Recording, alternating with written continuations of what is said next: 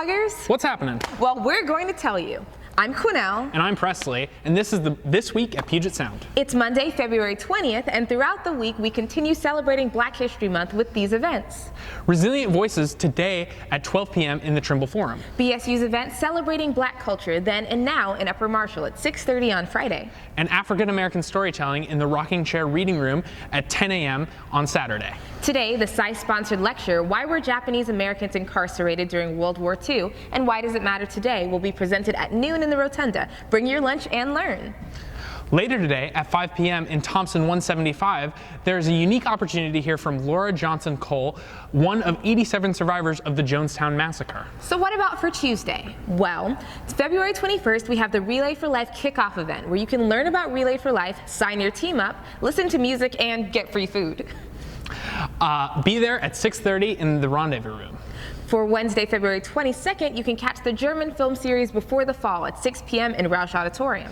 The documentary Embrace, which is about overcoming negative body image and is showing at 6 p.m. in Kilwa Chapel basement. It's sponsored by Chaw's. Also on Wednesday at 7 p.m., the Bioethics Club host Kristen Johnson, who will present her lecture on the history of the American eugenics movement in Thompson 191. Interested in developing your own app? Come to McIntyre 109, where the Entrepreneurship Club is hosting an event where you can meet Eventi app co-founder Henry Woody at 7 p.m. What happens when religion is constituted as hostile to trans bodies? Scholar Matt K. Strassfeld will examine how the convergence of law and religion seeks to regulate trans bodies in his lecture, The Freedom of Cisgender Religion, Trans and Religious Studies, at 6 p.m. in Roush Auditorium. On Friday, February 24th, do not miss the play Mr. Burns, a post-electric play by Anne Washburn and directed by Professor Sarah Freeman, class of 95, which will be showing in Norton Clapp Theater. Visit calendars for performance times and ticket info. Hillel Shabbat services will be held Friday evening at 5 in the Student Diversity House. Also on Friday, the Wind Ensemble, featuring the concerto competition winner, saxophonist Timothy Flock, class of 2017, with special guest St. George's School Senior Concert Band from Vancouver, British Columbia, will be playing at 7:30 p.m. in the Schneebeck Concert Hall. So what's happening this weekend? Jacobson Series Baroque Festival performances by Dorian singers Don Padula, Maria Sampin, Timothy Christie, Alistair McRae, and the Student String Ensemble will also be on Sunday at 2 p.m. in Kilworth Memorial Chapel.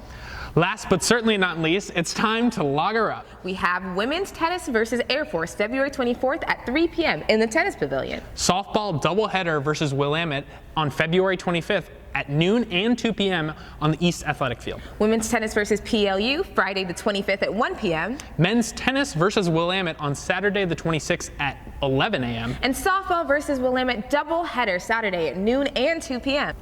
Go online and check out What We Do, a Puget Sound podcast. This week it features Stephen Neshiba and Leon Fortman talking about their class and research on the science and economics of climate change. Hey Presley, aren't you doing a podcast? Indeed I am. You can check out the Puget Sound podcast, and it's produced by me and a few of my fellow students for all of the student body. The latest episode is an interview with ASUP's president Noah Lumbatobig and Senate Chair Kyle Chong as they provide insight on what's going on in ASUPs. That's it for This Week at Puget Sound. Visit pugetsound.edu/calendar for more of what's happening this week and to get ticket info. Be sure to share this episode of This Week with your friends and tune in next week for more exciting campus events.